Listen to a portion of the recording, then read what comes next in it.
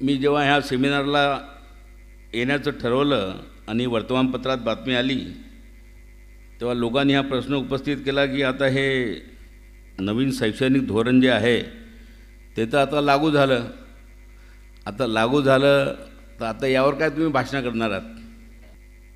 म्हटलं धोरण जरी लागू झालं तरी या देशाची जी काही प्रस्थापित धोरणं जी आहेत या धोरणांचा विरोध करण्यासाठी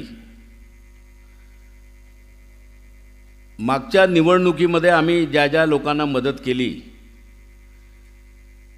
त्या लोकांना हे नवीन शैक्षणिक धोरण काय आहे हे त्यांना कळावं आणि ते किती संविधानाच्या विरोधामध्ये आहे, किती लोकशाहीच्या विरोधामध्ये आहे, की संविधानिक मूल्यांच्या विरुद्ध आहे हे त्यांना कळावं आणि जेणेकरून त्यांनी या लोकसभेमध्ये त्याविरुद्ध आवाज उठवावा या उद्देशाने ह्या अधिवेशनाचं ह्या सेमिनारचं या ठिकाणी आयोजन आहे. मागच्या लोकसभेचं अधिवेशन संपलं. अपेक्षा होती की या नवीन शैक्षणिक धोरणाविरुद्ध एक मोठा आवाज लोकसभेमध्ये उचलला जाईल. पण ह्या इशूला फारसं राजकीय व्यासपीठावर विचारपीठावर काही प्राधान्य देताना आम्हाला दिसलेलं नाही आहे. जे धोरण आमच्या नव्या पिढीचा मेंदू तयार करणार आहे, जे धोरण आमच्या नव्या पिढ्या तयार करणार आहे त्या धोरणांबद्दल राजकीय पक्ष आपली भूमिका का मांडत नाहीत किंवा त्याचा त्या पद्धतीने विरोध का करत नाहीत,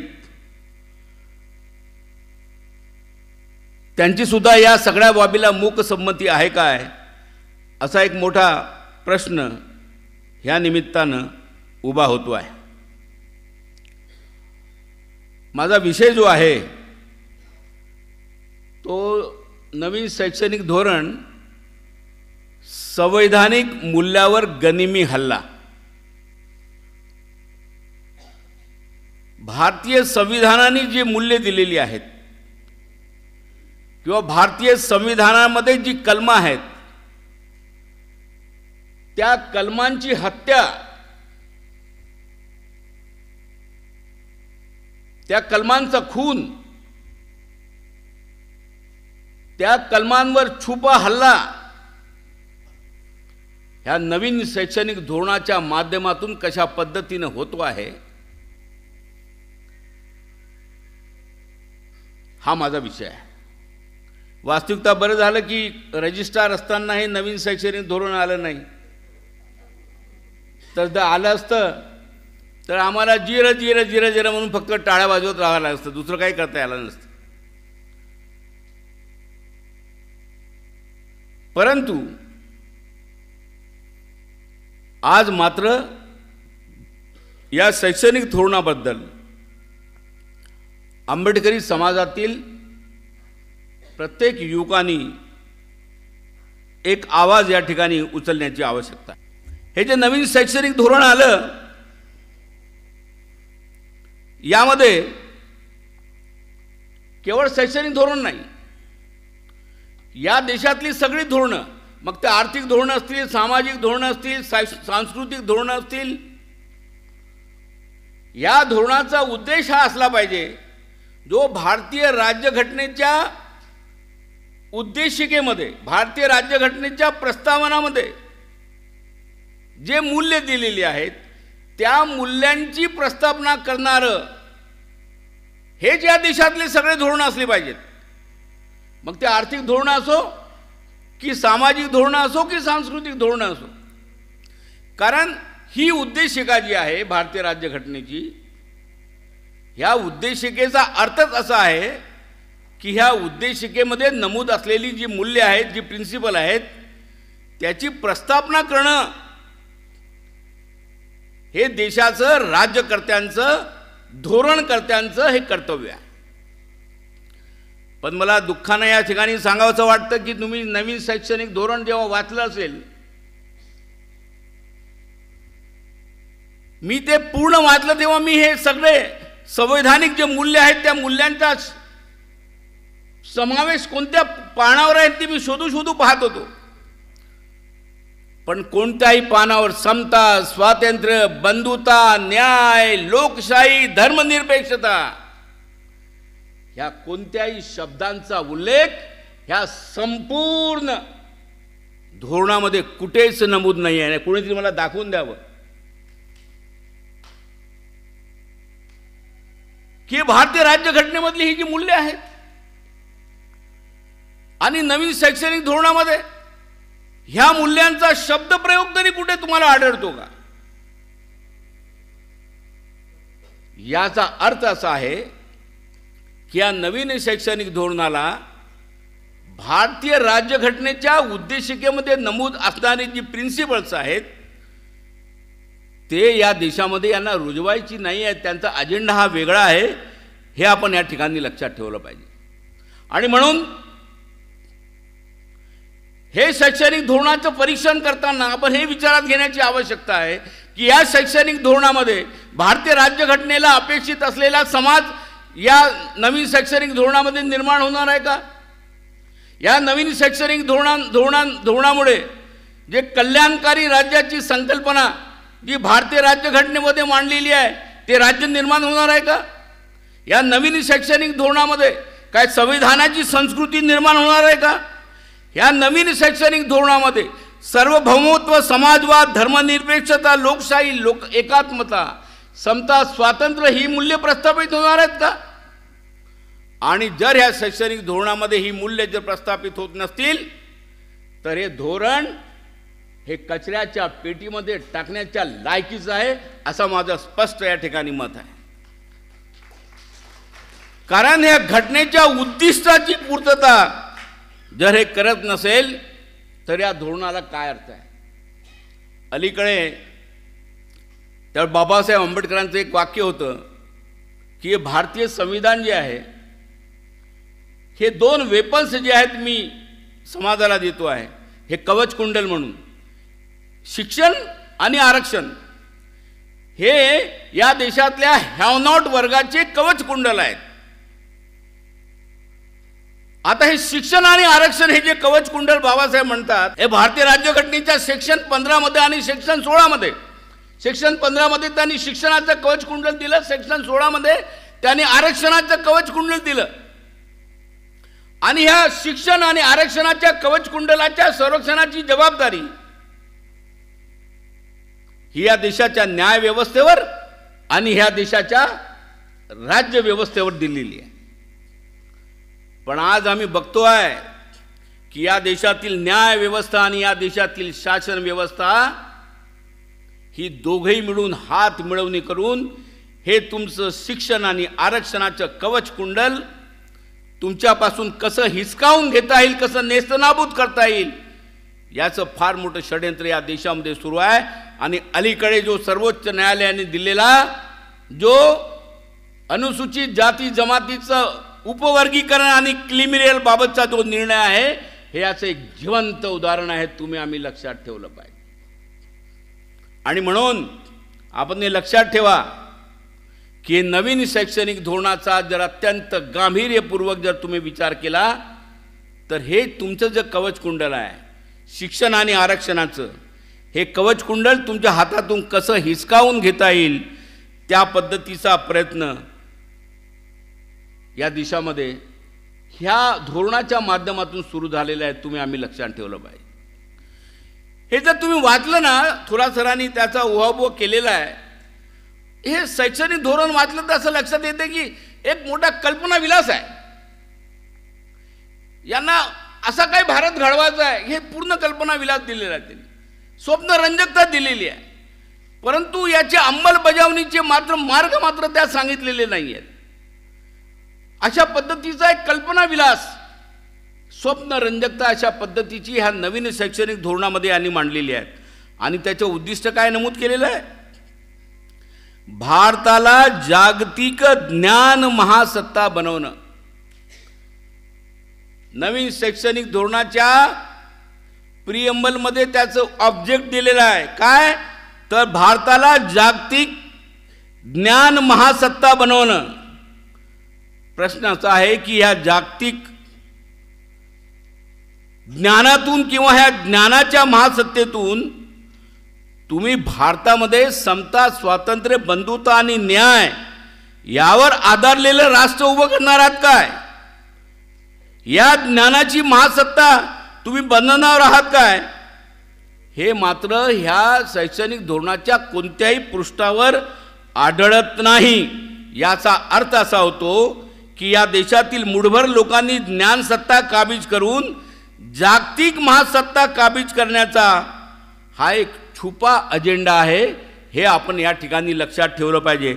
आणि म्हणून नेमकं या देशात भारतीय राज्यघटनेच्या जे मूलभूत तत्व आहे, प्रिएम्बल आहे, त्याच्यावर केलेला हा गनिमी हल्ला आहे, तुम्ही आम्ही लक्षात ठेवलं पाहिजे. जर यामध्ये जर लिहिलं असतं या शैक्षणिक धोरणामध्ये की भारतीय राज्यघटनेच्या उद्देशिकेमध्ये आम्हाला या देशामध्ये समतेवर, स्वातंत्र्यावर आधारलेली समाज व्यवस्था उभी करायचं आहे आणि ते आमचं ह्या शैक्षणिक धोरणातून स्वप्न आहे, अशा पद्धतीचं शैक्षणिक वितरण आम्ही करू की या देशातल्या शिक्षणापासून वंचित असलेला जो वर्ग आहे त्या वर्गाला शिक्षणाच्या प्रवाहामध्ये आणू आणि एक शैक्षणिक समता, शैक्षणिक न्याय या देशाला देऊ.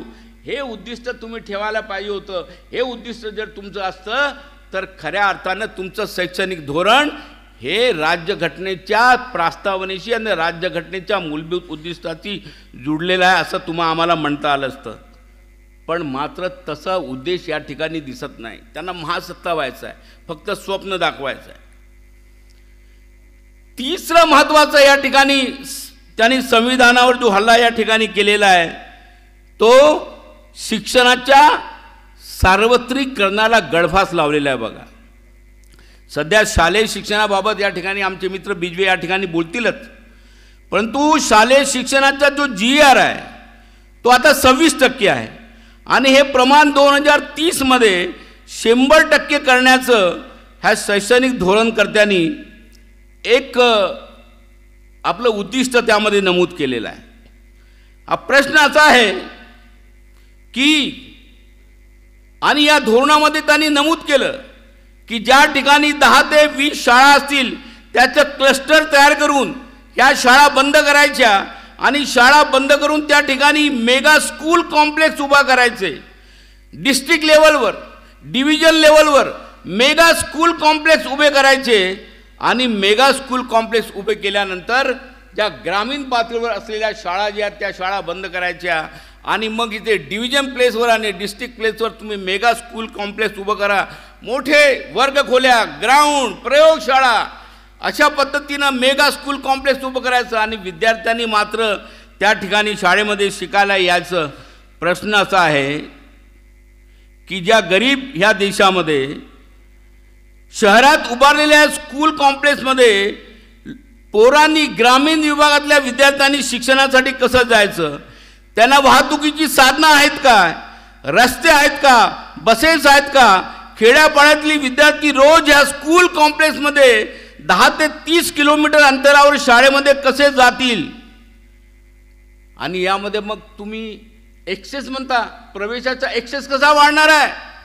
प्रवेशाची संधी कशी वाढणार आहे? तुम्ही जर मेगा स्कूल कॉम्प्लेक्स शहर पातळीवर उभे कराल आणि ग्रामीण पातळीवरच्या शाळा जर बंद कराल तर मग तुम्ही हे जे म्हणता की 2030 मध्ये आम्ही 100% GR करू, याचा अर्थ आहे की उद्दिष्ट वेगळं आहे पण ग्रामीण आणि गरीब विद्यार्थ्यांच्या हातामधलं जे शालेय शिक्षण आहे ते नेस्तनाबूत करण्याचा हा डाव आहे. हे आपण या ठिकाणी लक्षात ठेवलं पाहिजे. आणि म्हणून या ठिकाणी भारतीय राज्यघटनेच्या कलम 45 मध्ये काय लिहिलेलं आहे? 14व्या वर्षापर्यंत मोफत आणि अनिवार्य करण्याचा हक्क याचं संरक्षण ह्या कलम 45 मध्ये दिलेलं आहे. आणि कलम 41 क मध्ये राईट टू एज्युकेशन 6 ते 14 वर्षापर्यंतच्या बालकांना मोफत आणि अनिवार्य शिक्षण देण्याचं आश्वासन भारतीय राज्यघटनेने दिलेलं आहे. जर कलम 45 आणि कलम 14 क मध्ये तुम्ही जर 6 ते 14 वर्षापर्यंतच्या बालकांना मोफत आणि सक्तीचं अनिवार्य शिक्षण करणार आहात आणि शहरामध्ये तुम्ही मेगा स्कूल कॉम्प्लेक्स उभे करणार आहात, तर हे 6 ते 14 वर्षापर्यंत ग्रामीण विभागामधले मुलं ह्या शाळेमध्ये कसे जाणार आहेत? उलट तुम्ही ह्या भारतीय राज्यघटनेने जी हमी दिलेली आहे 6 ते 14 वर्षा मुलांना मोफत आणि सक्ती अनिवार्य शिक्षण द्यायचं, ते तुम्हाला शिक्षण द्यायचं नाही आहे, म्हणून तुम्ही हे कॉम्प्लेक्स या ठिकाणी उभे करतात, असा आहे त्याचा अर्थ होतो. आणि म्हणून हे मेगा स्कूल कॉम्प्लेक्सची संकल्पना नवीन शैक्षणिक धोरणामध्ये मांडणं हे भारतीय राज्यघटनेच्या कलम 45 आणि कलम 21 क वर केलेला हा हल्ला आहे. आम्ही या ठिकाणी लक्षात ठेवलं पाहिजे. आणि म्हणून ह्या धोरणकर्त्यांनी या ठिकाणी संविधानाच्या या मूल्यांचा या ठिकाणी तुम्हाला लक्षात ठेवलं पाहिजे. ह्या ठिकाणी त्यांनी हत्या केली आहे, आम्ही या ठिकाणी लक्षात ठेवलं पाहिजे.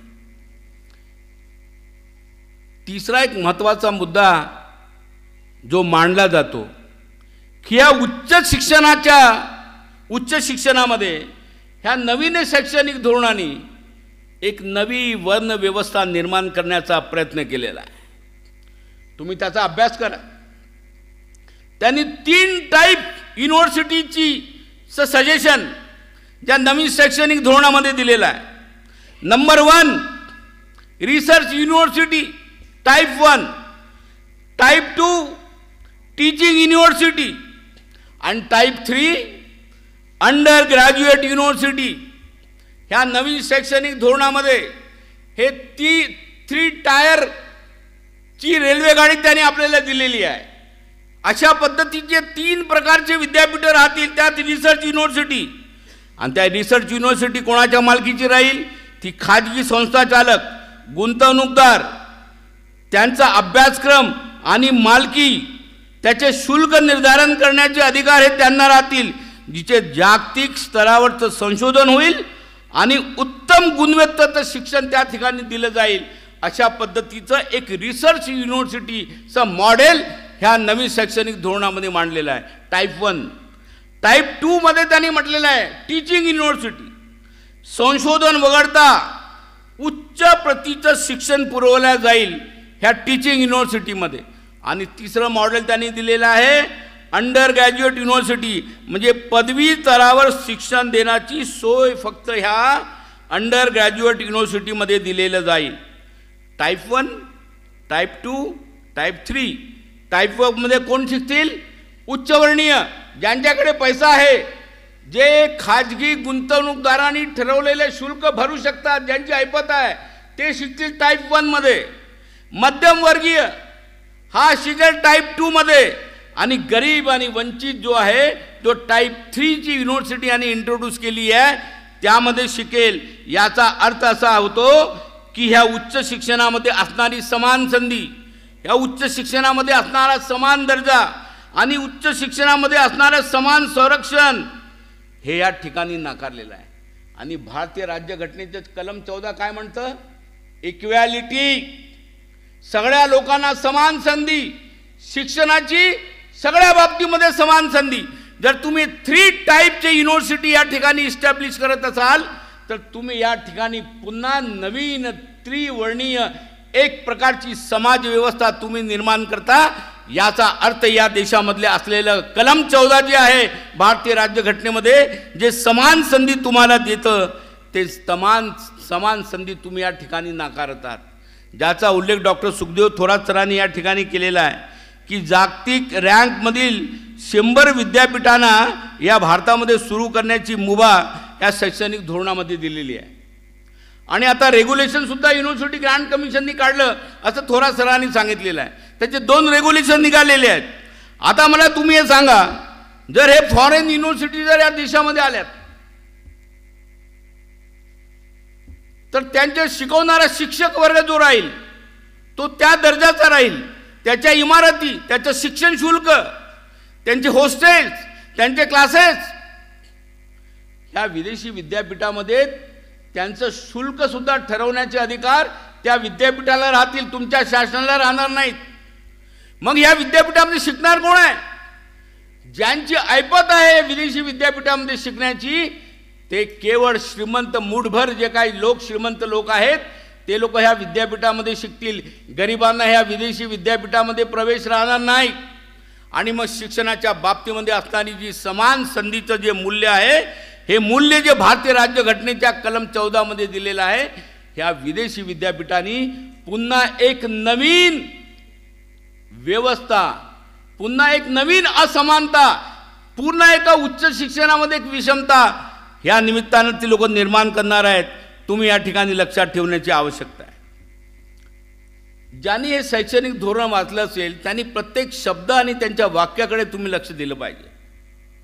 या भारतीय संविधानाने एक विसंगत प्रवर्गाची निर्मिती केलेली आहे. तुम्ही म्हणाल कोणतं? तर भारतीय राज्यघटनेच्या कलम आणि 15-16 मध्ये सामाजिक आणि शैक्षणिक दृष्ट्या मागासवर्गीय असा शब्दप्रयोग आहे. Socially and economically backward classes, ज्याला रिझर्वेशन दिलेलं आहे त्याच्या सेक्शन 15 आणि 16 मध्ये उल्लेख केलेला आहे. पण या संपूर्ण नवीन शैक्षणिक धोरणामध्ये कुठेही सोशल अँड इकॉनॉमिकल बॅकवर्ड असा शब्दप्रयोग केलेला नाही आहे. तर त्यामध्ये कोणता शब्दप्रयोग केलेला आहे? Under represented group, under represented group, आणि नंतर social and economically disadvantage group असा त्याचं परिवर्तन केलेलं आहे. अरे भारतीय राज्यघटनेमध्ये ज्या कलम 15 आणि 16 मध्ये सोशली अँड इकॉनॉमिकली बॅकवर्ड असा शब्दप्रयोग असताना तुम्हाला या ठिकाणी अंडर रिप्रेझेंटेड ग्रुप असा नवीन ग्रुप तुम्हाला आणायची गरज काय? याचा अर्थ असा आहे की भारतीय राज्यघटनामध्ये असलेले जे मूलभूत जे प्रिन्सिपल्स आहेत, शब्दप्रयोग आहेत, ते सगळे बदलून नवीन शिक्षण व्यवस्थेमध्ये नवीन शब्दप्रयोग रूढ करायचे, नवीन प्रवर्ग रूढ करायचे, आणि जे संविधानाच्या कलमामध्ये बदल करण्याचे स्वप्न पूर्वी जे पाहत होते त्या नवीन शैक्षणिक धोरणामध्ये अशा पद्धतीचे प्रवर्ग तयार करून या ठिकाणी एक नवीन एससीचा उल्लेख नाही. पूर्ण शैक्षणिक धोरणामध्ये तुम्ही बघाल अनुसूचित जाती हा शब्द उल्लेख नाही, अनुसूचित जमाती या शब्दाचा उल्लेख नाही, ओबीसी या शब्दाचा उल्लेख नाही. तर यांना सगळे अंडर रिप्रेझेंटेड क्लास टाकून टाकलेला आहे. आणि म्हणून ज्या कलमामध्ये कलम सेक्शनमध्ये 16 मध्ये ह्या विशिष्ट प्रवर्गाचा उल्लेख करण्यात आलेला आहे, त्या प्रवर्गाचा उल्लेख ह्या नवीन शैक्षणिक धोरणामध्ये टाळण्याचा प्रयत्न केला आहे. याचा अर्थ होतो आहे की भारतीय राज्यघटनेच्या कलम 16चं या ठिकाणी हे उल्लंघन या ठिकाणी केलेलं आहे. हे आपण या ठिकाणी लक्षात ठेवलं पाहिजे. दुसरा एक महत्त्वाचा मुद्दा मी या ठिकाणी मांडणार आहे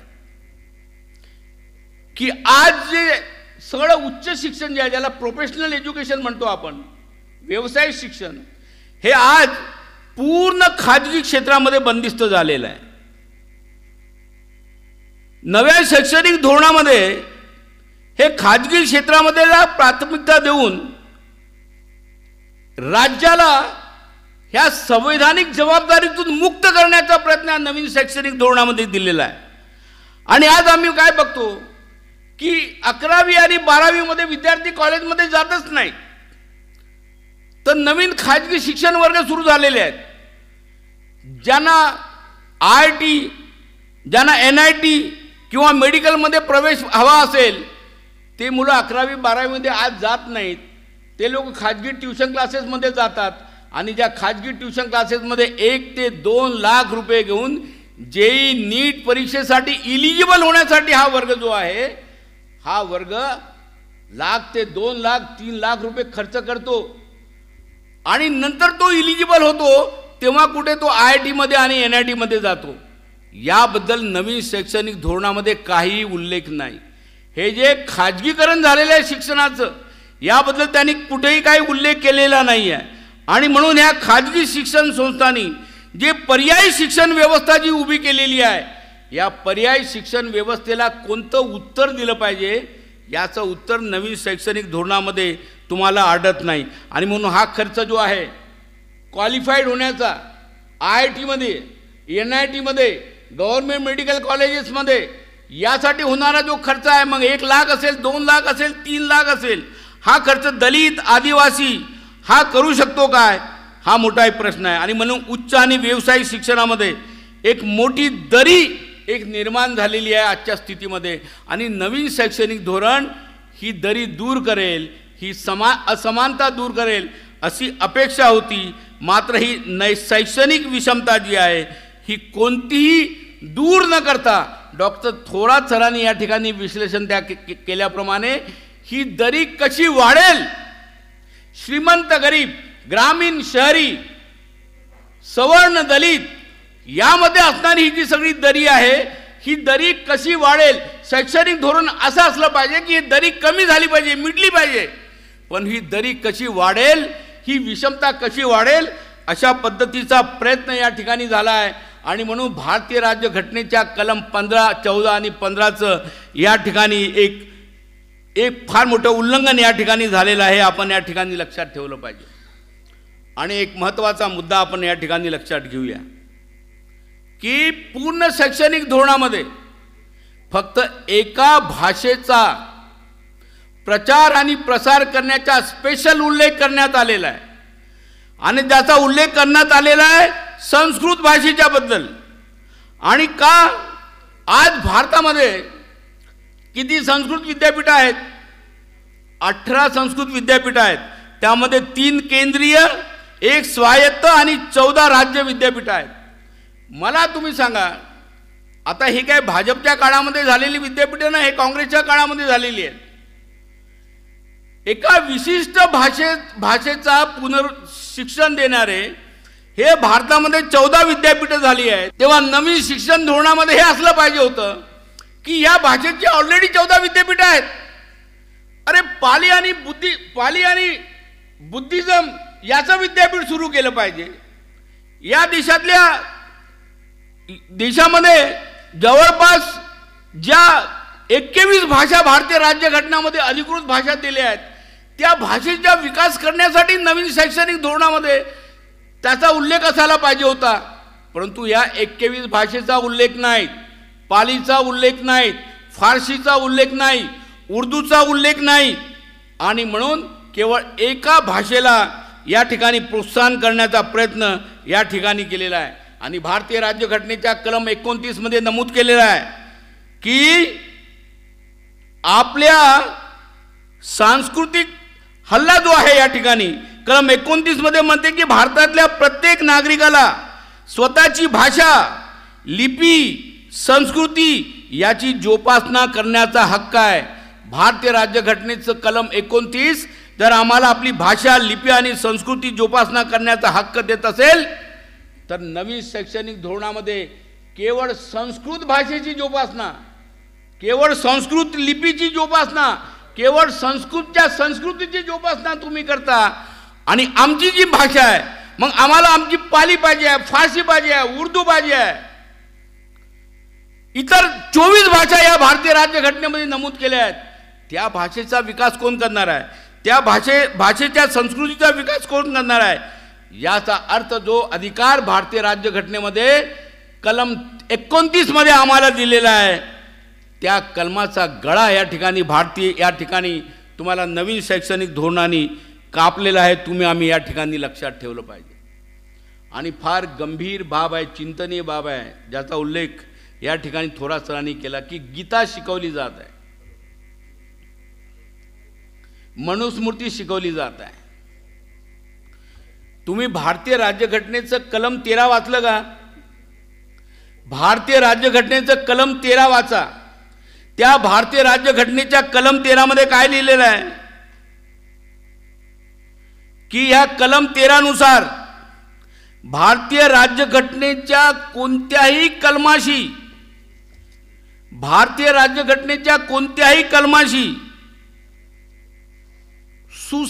सुसंगत नसेल असे कोणतेही कायदे, कोणतेही अध्यादेश, आदेश, उपविधी, अधिसूचना, रूढी, परंपरा, पुस्तक हे या कलमा अंतर्गत गैरलागू ठरलेले आहेत, निरस्त ठरलेले आहेत, शून्य ठरलेले आहेत. म्हणजे भारतीय राज्यघटनेच्या कलमाच्या विसंगत असणारे सगळे विधी, रूढी, परंपरा जर 26 जानेवारी 1950 ला जे संपुष्टात आले असतील तर मग गीताही संपुष्टात आलेली आहे. मनुस्मृती तर हे भारतीय राज्यघटनेच्या प्रत्येक कलमाच्या विरुद्ध आहे, ती सुद्धा संपुष्टात आलेली आहे. वेद पुराण सगळे संपुष्टात आलेले आहेत. आणि जर भारतीय राज्यघटनेच्या कलम 13 मध्ये जर हे संपुष्टात आले असतील तर मग त्याचं शिक्षण या ठिकाणी कसं काय तुम्ही देणार आहात, हा एक मोठा मुद्दा आहे. आणि म्हणून अनेक मुद्दे या ठिकाणी सांगता येतील, परंतु आपण हे सगळं लक्षात ठेवा. माझं एक आर्टिकलही त्याच्यामध्ये आलेलं आहे. भारतीय राज्यघटनेच्या प्रत्येक कलम, जेवढे कलम आहेत त्या कोणकोणत्या कलमाची हत्या या ठिकाणी या नवीन शैक्षणिक धोरणाने केलेली आहे.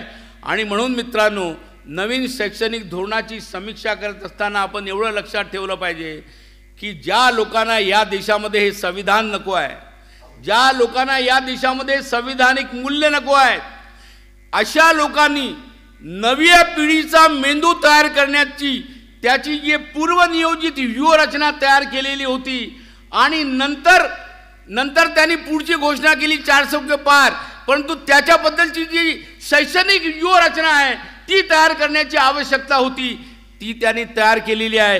ही सगळी संवैधानिक मूल्यांच्या विरुद्ध आहे, आम्ही लक्षात ठेवलं पाहिजे. आणि मग नवीन शैक्षणिक धोरणाची समीक्षा करताना आमच्या सगळ्या पिढीने, आमचे जे सगळे लोक निवडून आलेत त्या सगळ्या लोकांना सांगितलं पाहिजे की भारतीय संसदेमध्ये, विधानसभेमध्ये जे जे आयुध आहे त्यामध्ये आवाज उठला की हे भारतीय संविधानाचा हत्या करणारं हे या ठिकाणी हे नवीन शैक्षणिक धोरण आहे. आमचे गृहमंत्री जाहीर करतात की संविधानाचा हत्या दिवस हा आणीबाणी लागू झाली त्या दिवशीपासून आहे.